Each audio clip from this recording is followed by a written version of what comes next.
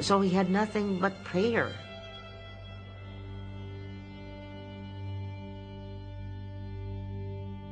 Within the timeless cave of Ninoy's cell, Jesus became a live human being. He berated Aquino for his self-pity. He told Aquino that with political success he had become more and more like Marcos. In the depths of my desolation, he stood me face to face with myself and forced me to look at my emptiness and nothingness.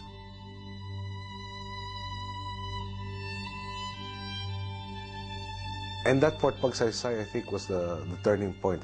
From an ambitious politician to somebody committed to doing God's work for the people. No?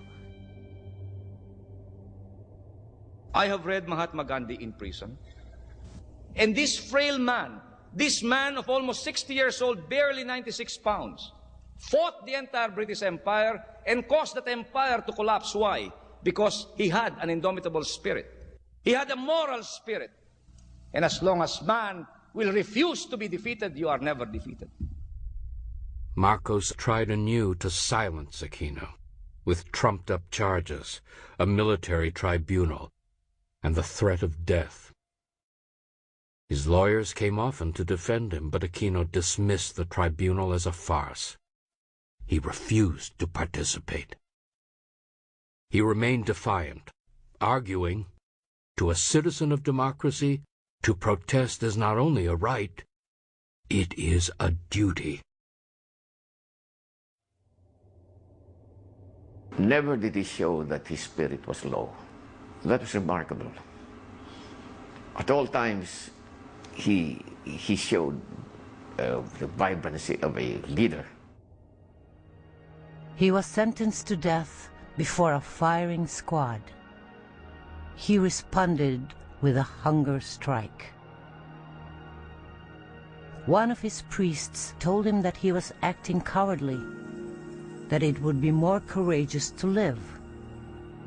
On the 40th day, his body a shadow, Aquino relented. He battled back. He had been changed by his experiences, and his soul had been changed, and his mission was changed, and his way of life was changed. The American Pat Darien was the human rights representative of the new American president, Jimmy Carter. Visiting Manila, she demanded that Marcos allow her to see Aquino. I said, could you just explain how it is that you have such bad human rights policies? And he said, well, it's really out of his hands, he said, pointing around the table. I said, are these all government officials? He said, well, no, that are Imelda's people. They are in charge of everything. They tell Imelda what they want. And Imelda tells them what she wants. And I said, well, you're the president. Why don't you do that? He said, they'll kill me. Late one night, she was abruptly taken from a dinner party to Fort Bonifacio prison.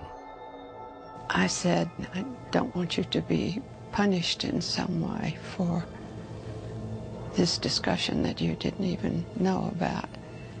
And he said, I will say anything I wish to say. There's nothing left that they can do.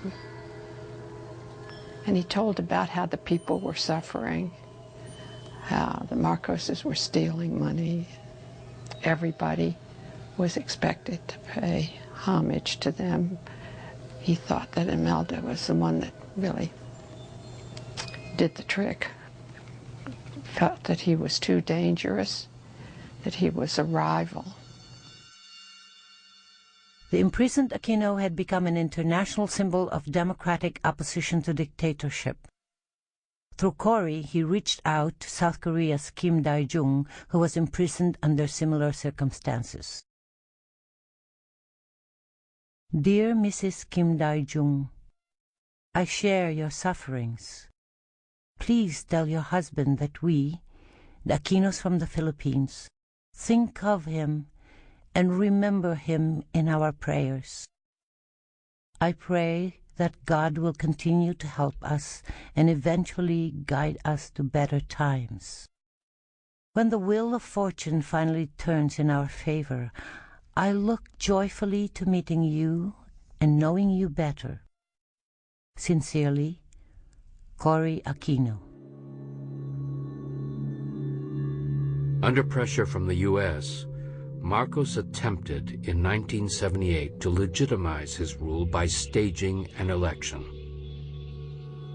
Aquino was allowed to run from prison, reappearing briefly like a phantom on the public stage.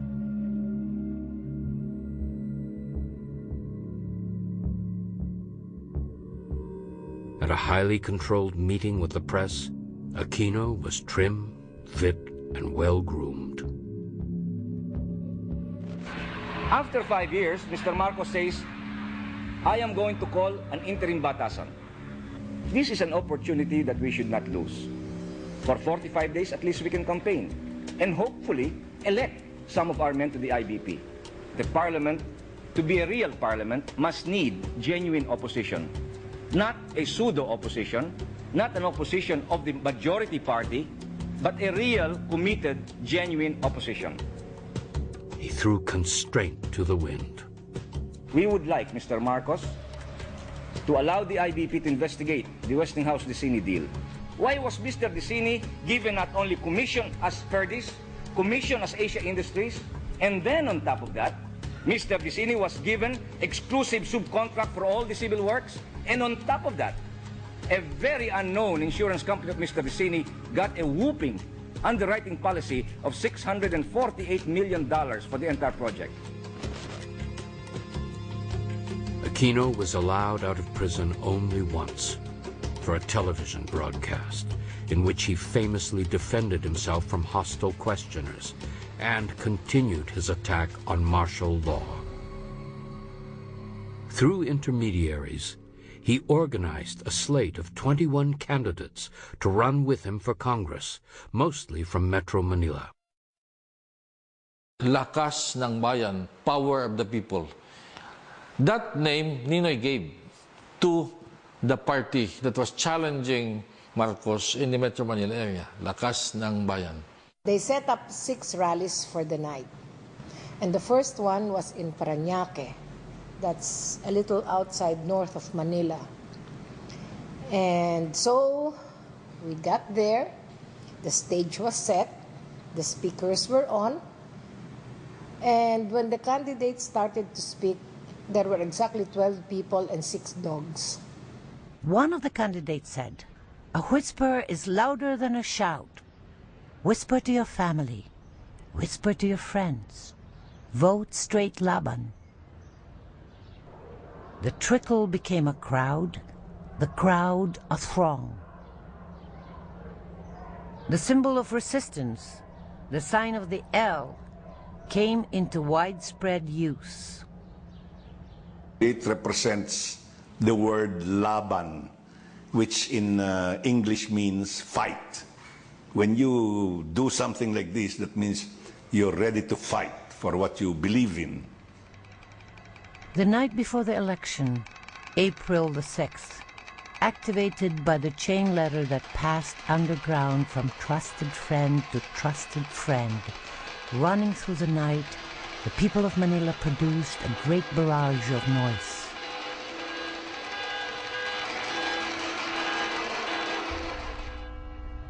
Alejandro Roses, a Laban candidate, said noise was the first manifestation of people power. All those